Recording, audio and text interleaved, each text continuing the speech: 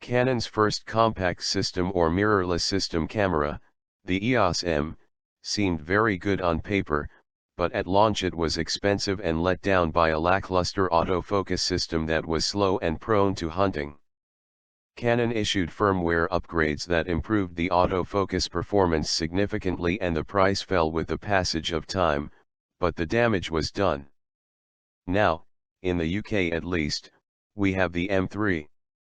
Like the M3 uses an APS-C format sensor, but this time the manufacturer has plumped for the same 24.2 million effective pixel device used in the new Canon 750D and Canon 760D. It's also coupled with the same DIGIC 6 processor as the two new DSLRs have. This combination allows a native sensitivity range of ISO 100 to 12800 with an expansion setting of ISO 25600. That's the same as the original M, but that only had an effective pixel count of 18 million, so it will be interesting to see how the new camera handles noise. Bearing in mind the issues with the original M, the M3 has Canon's latest 49-point hybrid CMOS AF3 autofocus system. Canon claims that this brings a 6x speed increase over the original EOS M after the firmware upgrades. It's also possible to shoot continuously at up to 4.2 fps, frames per second, for approximately 1000 large fine, highest, quality JPEGs or 5 RAW files. That's not exactly a blistering pace by modern standards, but it's reasonable. Canon is aiming the M3 at enthusiast photographers, so naturally it has aperture priority, shutter priority, and manual exposure modes along with a collection of automated options that are helpful for less experienced photographers.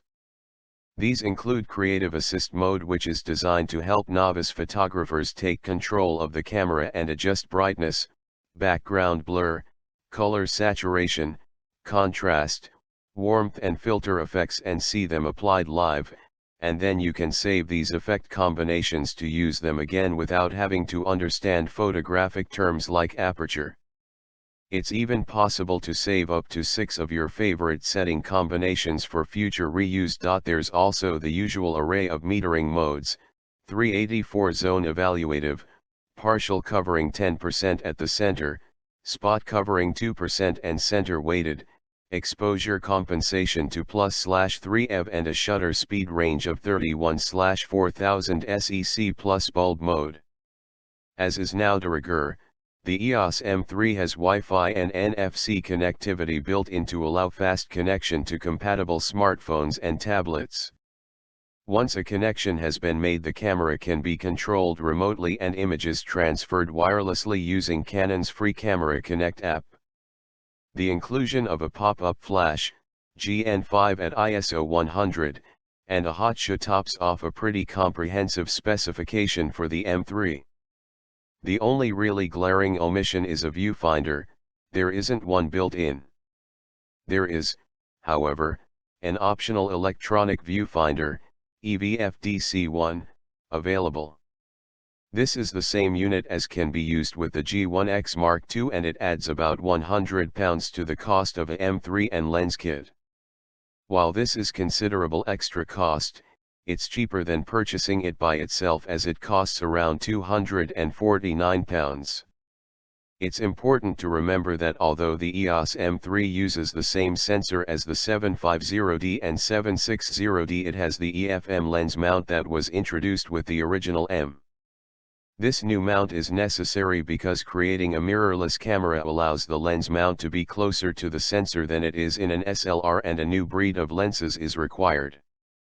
To date there are still only 4 Canon EFM lenses, but there is the EOS M mount adapter that allows F and EFS lenses to be mounted on the M3. In looks, the EOS M3 sits roughly halfway between a G-series compact camera like the Canon G16 and an SLR like the Canon 100D. It has the rectangular shape of the G16, actually the top plate is even flatter, combined with a more ergonomically contoured finger grip on its front. At 366 grams, including battery and memory card. The M3 is a little lighter than the 100D, but it feels a little heavier than you might expect. It's deceptively dense. It also feels nice and robust. These 2 points are likely to be down to the stainless steel element of its steel, magnesium alloy, and polycarbonate resin construction. On the back of the camera is a small, but very effective thumb ridge that is made from, or at least covered in, the same rubber-like material that coats the front finger grip. This front grip has quite a fine texture and a smart, modern appearance, and it provides a superb purchase, making the camera feel comfortable and secure in your hand. Canon has used a similar, but not identical, control layout to the G16 for the M3, and I found it really easy to use. I especially appreciated the exposure compensation dial on the top plate, as it enables speedy adjustments to be made to exposure. This dial doesn't have a lock, but it has a fairly stiff action so it doesn't get knocked out of position easily. The mode dial alongside the exposure compensation dial is also useful, allowing quick changes in exposure mode and an easy means of checking the camera's setup. I found the control dial around the shutter release easy to reach and use. By default in aperture priority mode it's used to set aperture, and in shutter priority mode, shutter speed. In manual exposure mode it and the control dial around the navigation keys are used to set exposure. Although the M3 has a full complement of physical controls, the 3-inch 1,040,000 LCD screen is touch sensitive. Canon has implemented the touch controls very well, and you can slip seamlessly between using the screen and using the physical controls. Helpfully, both the main menu and the quick menu can be navigated and selections made using the responsive touch screen or the physical controls. I find it especially helpful to set autofocus point via the screen. However, there's a fairly wide border around the screen where it's not possible to set an AF point. The screen can be tilted up through 180 degrees and downwards through 75 degrees for easier shooting from high or low angles. This is useful, especially for shooting selfies, but a fully articulating screen like the ones on the 750D and 760D would be much more helpful when shooting upright images. While the EOS M3 is capable of capturing lots of detail, it isn't always as easy to do so as you might like. As with the original M, the problem is often down to the focusing system. In many cases it focuses the lens very quickly and accurately, but there are other times when it indicates that the subject is sharp when it clearly isn't. There were times during this test when the active AF area was completely filled with the intended target and the box was green to indicate that the lens had been focused, but it was quite clear that the subject was out of focus and it was the background that was sharp. This didn't just happen once or twice. It was on numerous occasions, and it happened when using both the 18 to 55mm kit lens and the 22mm lens. It's particularly frustrating to have the AF system indicate that the subject is sharp when you're shooting with the camera at an awkward angle, or the subject is quite small in the frame because you often can't see that it's got it wrong until you zoom into the shot or open the image on a computer. Even at its smallest setting, in 1-point AF mode the autofocus point is also quite large, so it's not possible to isolate small subjects in the frame. I suspect that the reason for this comparatively large AF area is to increase the likelihood of a high contrast edge being present for the camera to latch onto. At 100% magnification and with noise reduction set to the standard level, low to mid sensitivity JPEG images from the M3 look a little more natural than comparable images from the Sony Alpha 6000, but there's very little in it. At higher sensitivity settings the M3's JPEGs have some chroma, color, noise, but there's less loss of detail than in images from the A6000. At normal view sizes, however, images look similar. We liked Once again, Canon has implemented the touch screen well, giving users the opportunity to switch between using the screen and using buttons or dials to control the camera and navigate through images. Image quality is also very high.